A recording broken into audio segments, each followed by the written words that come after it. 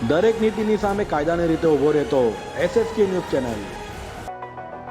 કેમિકલની આડમાં દારૂની હેરાફેરી। ગણદેવી નાંદલ પાસેથી પસાર થતા હાઈવે પરથી પોલીસે 13 લાખના દારૂ સાથે એકને ઝડપી પાડ્યો। એક વોન્ટેડ।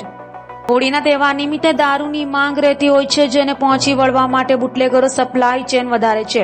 નવસારી જિલ્લાને અડીને આવેલા દમણ સેલવાસ તરફથી મોટી સંખ્યામાં દારૂની હેરાફેરી નવસારી જિલ્લાના હાઈવે ઉપરથી થાય છે, જેને રોકવા માટે જિલ્લા પોલીસ સતત સક્રિય હોય છે।